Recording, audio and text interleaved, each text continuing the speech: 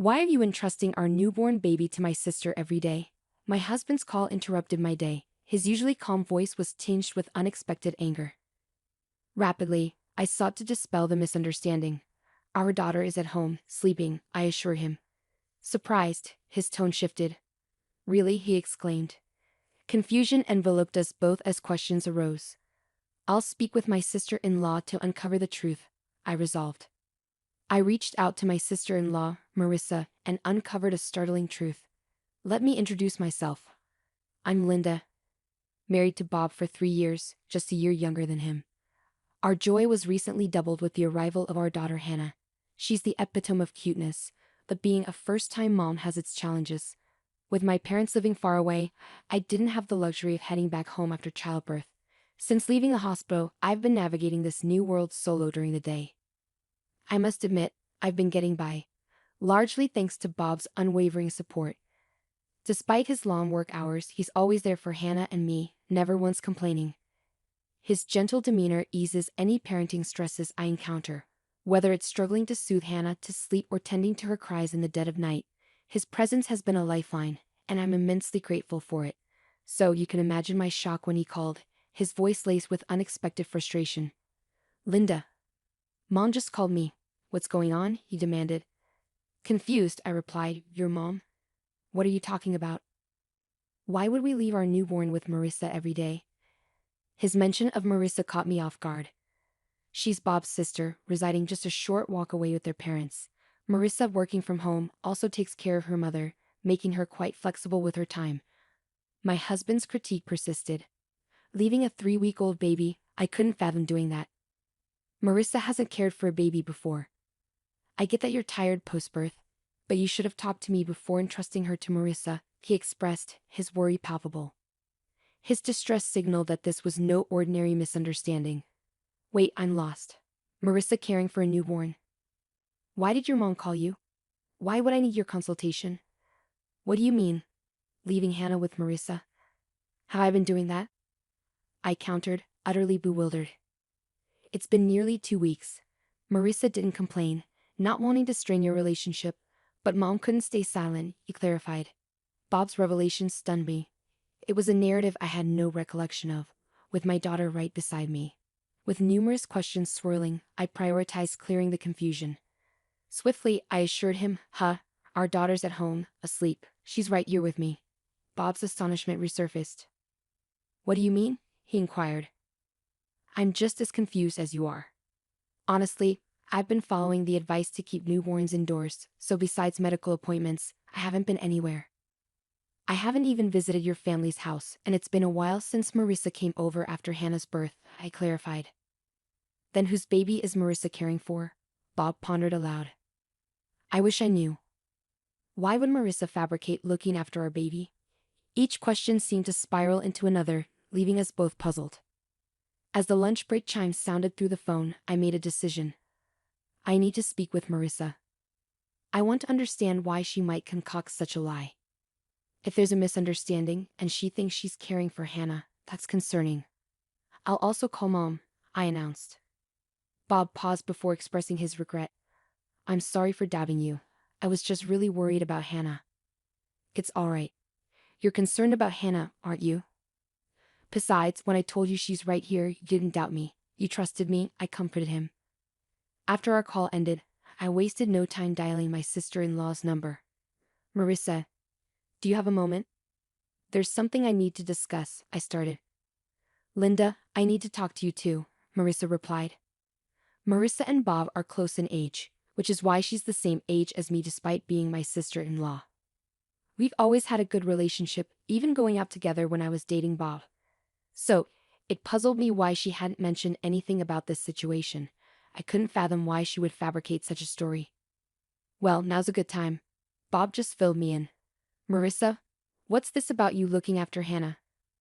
I haven't left her with anyone, I questioned, bewildered. Marissa's surprised voice followed, accompanied by the sound of a crying baby. It seemed she was indeed tending to an infant. Listening to Marissa's reaction, a realization dawned on me. Marissa wasn't fabricating anything, she genuinely believed she was caring for Hannah. To dispel her misconception, I began to explain the truth. To dispel her misconception, I began to explain the truth. Hannah's right here with me, fast asleep. I'm really baffled by all of this. But how did you end up with a baby, Marissa? And why do you think it was Hannah? I asked, seeking clarity. Marissa replied, shedding light on the situation. Last week, Dad dropped off a baby with me. He said, Linda seems overwhelmed, so you should assist her with the baby. This revelation left me dumbfounded. Then Marissa disclosed another shocking detail. I was terrified because I've never cared for a baby. I hadn't heard from you, Linda. And when I considered calling you, Dad warned, if you contact Linda, she'll just stress out. Show some consideration for your sister-in-law. I have my own responsibilities, even when I'm at home. It appeared that my father-in-law's deceit initiated this chaos, but the identity of the child Marissa was caring for remained unclear. Thinking that confronting my father-in-law directly might resolve the confusion, I inquired if he was home. Unfortunately, he's out at the moment. Lately, he returns home late in the evening, takes the child Marissa's been tending to, claiming he'll return her to Linda, then leaves again. He usually returns in about 20 to 30 minutes, Marissa explained. Frustrated by my father-in-law's manipulation involving my daughter and me, I felt compelled to address the situation head-on. I understand. I'll discuss this with Bob, but we might visit tonight, I decided before ending the call. I promptly emailed my husband, detailing what I learned from his sister. We should ask Dad directly, came the suggestion. So when Bob returned home, we made our way to my in-laws. Along the journey, Bob recounted his conversation with his mother. Mom was also quite upset to discover that the child she thought was her grandchild wasn't. That's a significant shock, isn't it? I didn't envision Hannah's first family gathering unfolding like this. It's quite a complicated situation, he elaborated. Due to her back issues, his mother hadn't met our daughter yet. I had hoped to introduce Hannah to her once she was ready to venture out after a month. But now, I found myself disheartened that our introduction had to occur amidst such turmoil. Upon reaching my in-laws' home, we found my mother-in-law and sister-in-law both appearing bewildered as we entered. Marissa spoke up. Bob, Linda, Dad mentioned he would return the child we've been caring for, but he hasn't returned yet. Understanding the situation, Bob intervened. I see, Mom. Despite the confusion, this is our daughter Hannah. With that, I brought Hannah closer to my mother-in-law. Upon laying eyes on Hannah, my mother-in-law's expression softened. She's absolutely adorable. She bears a striking resemblance to Bob when he was a baby. I'm thrilled to finally meet her, and Linda, you've done remarkably well. I'm sorry you've been entangled in all of this, she expressed with sincerity. It's all right. I'm just as perplexed as everyone else, I responded. Just as I spoke, Marissa chimed in. I'm baffled too. Who is this child I've been caring for? I don't understand why Dad would lie like this. I've been putting in so much effort, believing it was Hannah. He should consider my feelings too. Marissa's frustration mirrored my own towards our father-in-law. Attempting to lighten the mood, Bob interjected, but Marissa, you've met Hannah before. You should have noticed it's a different baby. Well, don't all babies look alike? I thought something was off. But I assumed babies' appearances change quickly. Marissa hastily defended herself.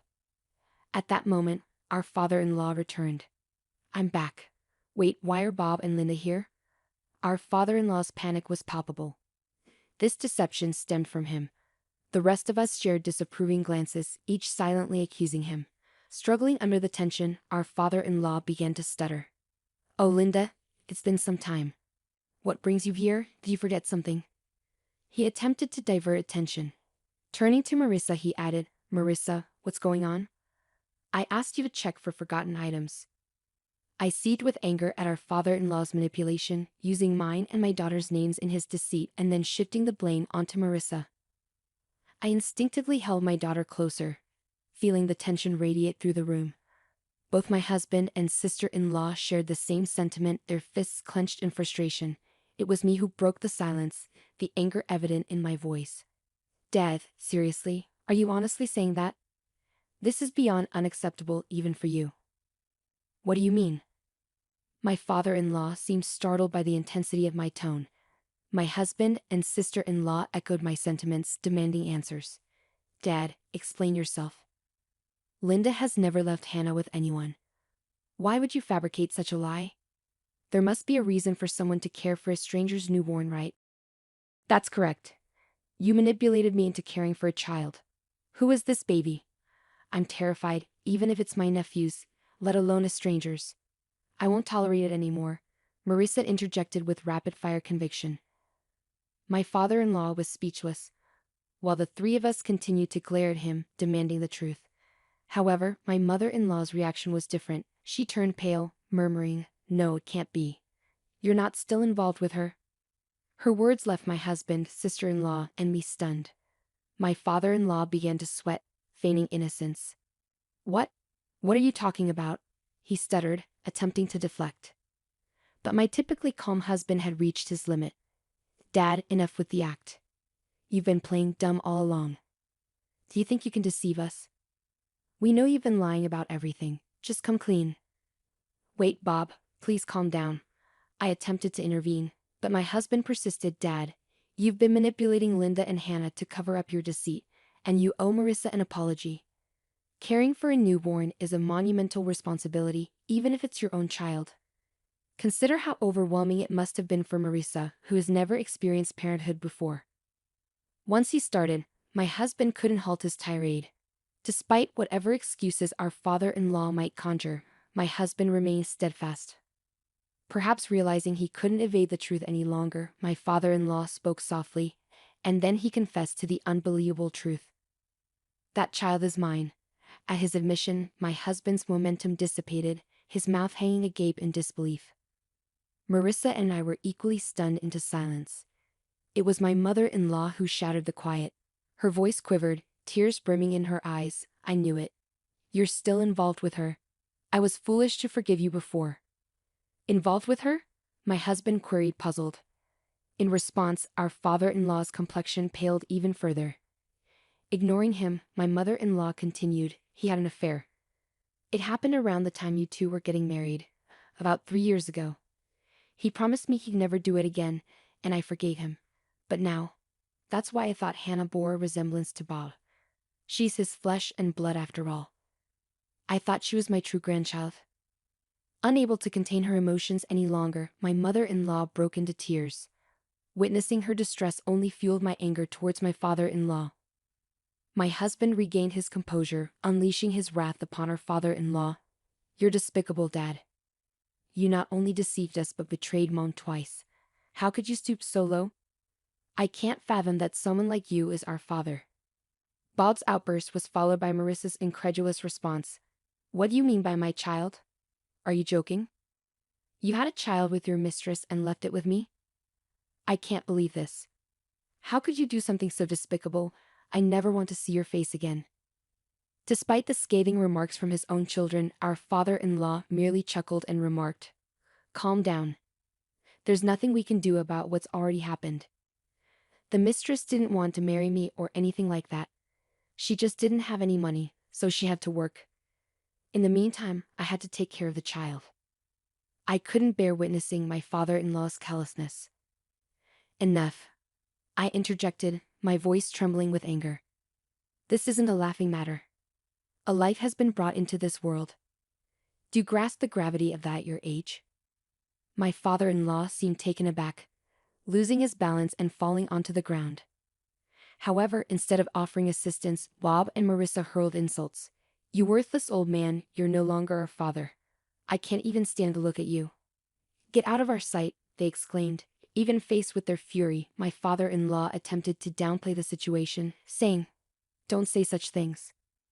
My lips tensed as I stared daggers at my father-in-law. I no longer have the patience to tolerate someone like you.